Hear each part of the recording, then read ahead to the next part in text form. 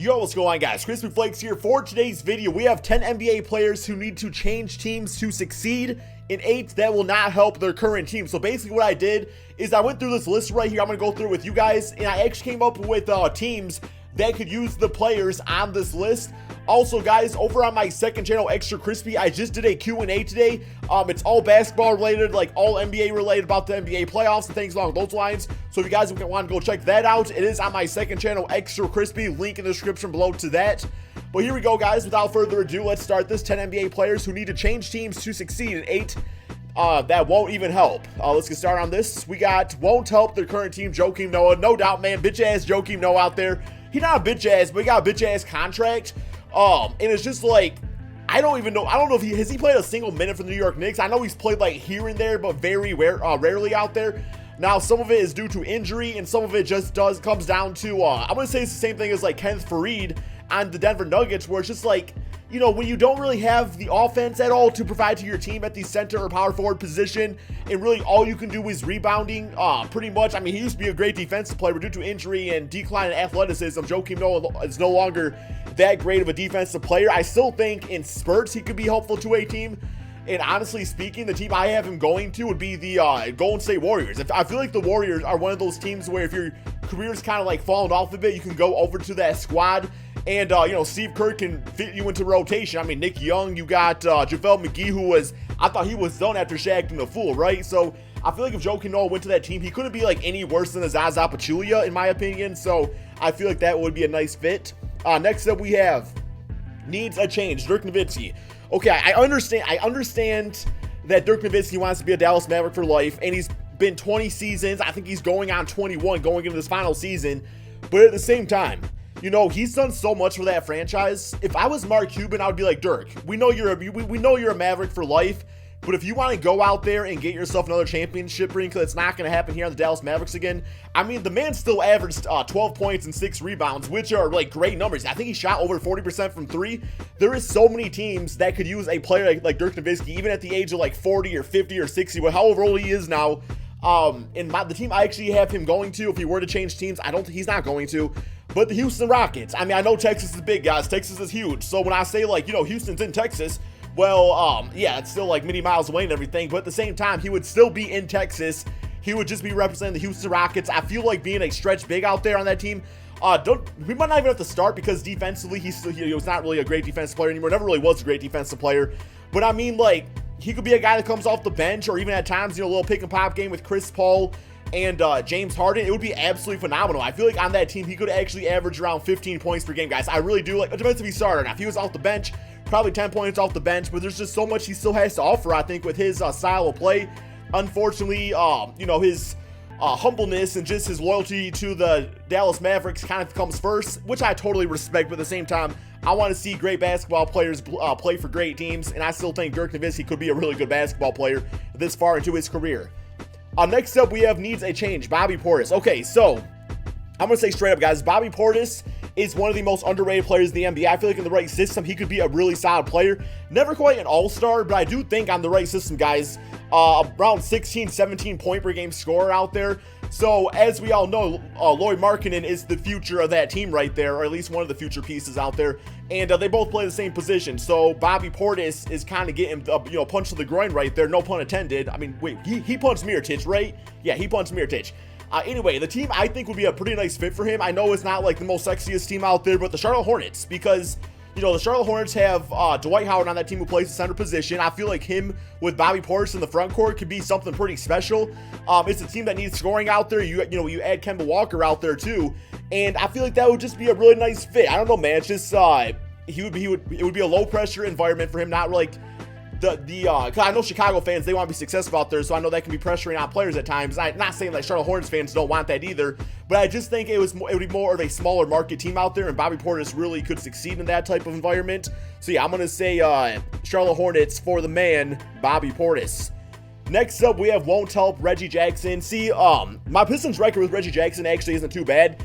The thing about him is that he is not going to take my Pistons team to the next level, plain and simple. It's like, the type of player that Reggie Jackson is he's a great point guard for a team that is rebuilding, because like he's still going to provide you with something out there, but he's not going to provide you with too much where you're going to be, going out there being crazy. But it does give you like a little stability out there, just the type of point guard he is.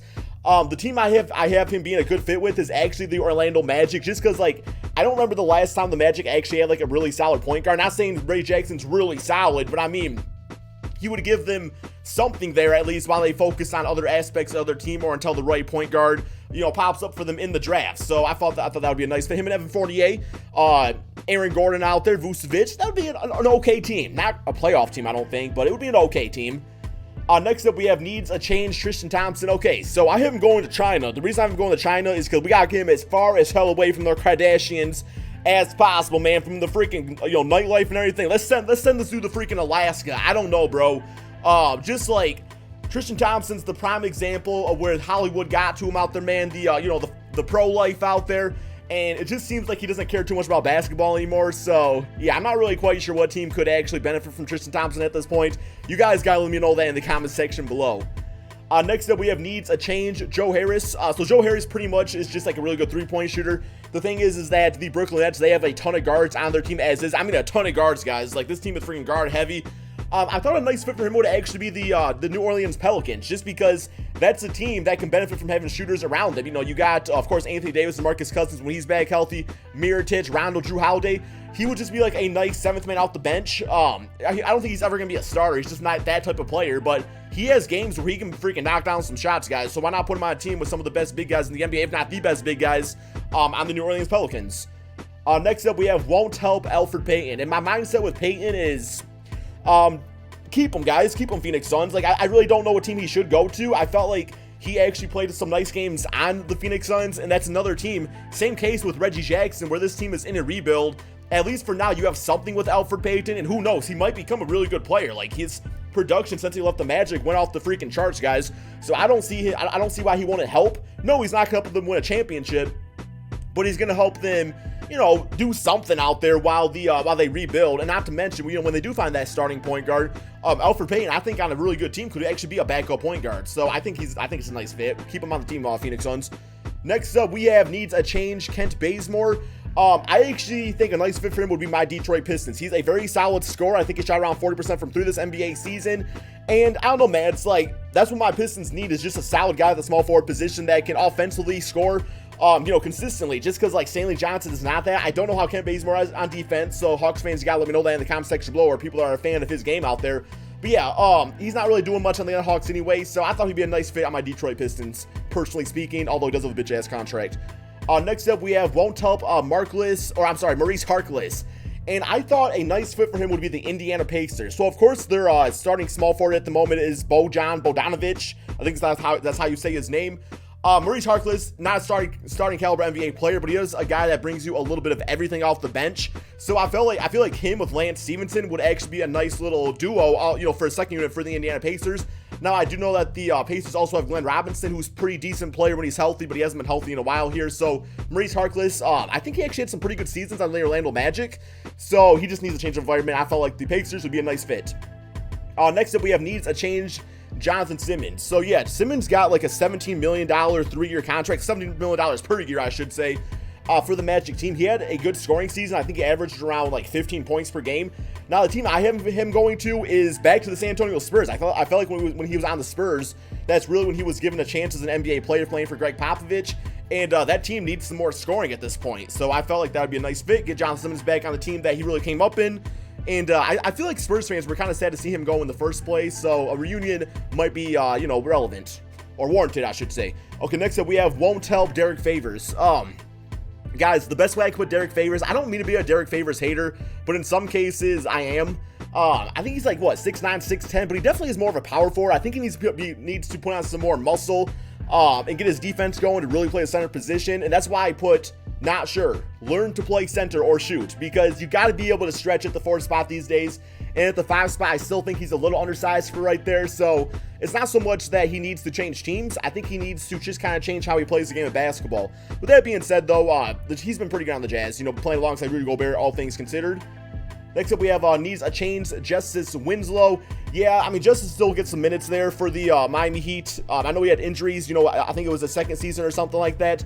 But I thought a good fit for him would actually be the LA Clippers because they have Tobias Harris at the 3 spot. Gallinari, it's like he does play, but he's not like the solidified starting small forward, like needs to be the starting small forward. And just Winslow is a very competitive basketball player. So the Clippers, it's like it would be on a it would be a competitive piece going onto a competitive team that's not quite trying to rebuild, but trying to do something out there. And I feel like he'd be motivated to really play strongly for the Clippers, given those circumstances. Next up, we have Won't Help Tyreke Evans. The team I have him going to, I think a nice fit would actually be the Milwaukee Bucks. And that's really the mindset behind there is assuming that they don't get somebody like Jabari Parker back. I don't think Jabari Parker is the right fit for that team. What I do like, though, is the idea of Eric Bledsoe at point guard, Tyreke at the shooting guard position, average 20 points per game, Middleton at the 3 spot, and Giannis playing the 4 spot on that team, and maybe going for a better center. I just thought he would bring them some more perimeter shooting. He would fit right into that length mindset and just the makeup of that team as far as just being a whole bunch of really lengthy dudes out there. But first and foremost, if he can coach, I mean, you could just coach the team also, Tyreke. Next up, we have needs a change. Kemba Walker. Once again, guys, I have him going to the Detroit Pistons. I'm not trying to be a Pistons homer here or nothing like that, but this has been a trade rumor going on for a long time here, and I just feel like it'd be a nice fit in the sense that, Blake Griffin, Andre Drummond, that's a really nice front court. Like any point guard would want to play with those guys, I would assume, right? Kemba Walker brings scoring, and I feel like he would really space the floor out nicely. He plays a lot of games, doesn't miss a lot of time, and it would just give us like that next all-star piece. You know what I'm saying, man? Because Reggie Jackson, I just don't see the leader capabilities of Reggie. So Kemba, I think, would definitely change really the culture of Detroit in general. Next up, we have Won't Help Dragan Bender. A team I thought would be nice for him is the San Antonio Spurs.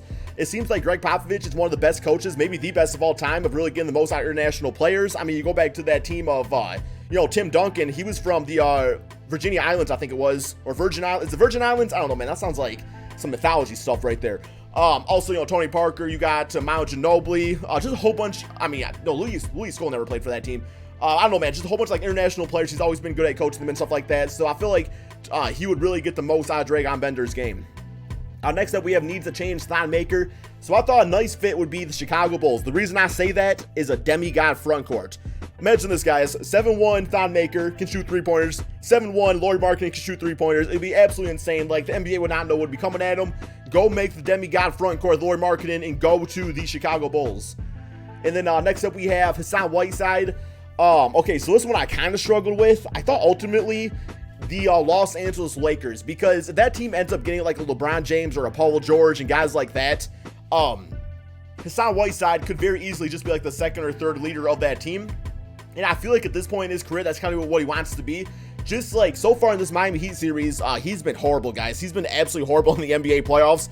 And it just seems like he either quit on his team or he just doesn't want to be there. Not really sure, but that's really not leader qualities. So going to the Lakers to be playing for a big market team, I think that'd be motivating.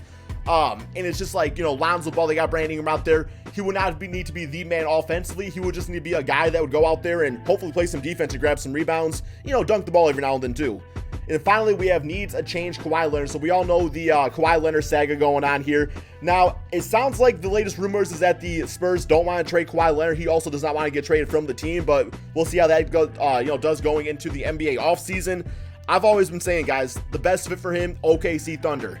He hates the Golden State Warriors. Russell Westbrook takes the Golden State Warriors. Get them on a team together, man. That'd be such a dynamic team right there. Just like, if you keep Paul George and Melo, that's fine. But Kawhi Leonard, we know what we're going to get from him, and also Russell Westbrook. So I would absolutely love to see that. But anyway, my friends, hope you all enjoyed this video. Give me your thoughts on this list right here. Give me your answers in the comment section below. Remember, guys, to check out that NBA Q&A on my second channel, Extra Crispy.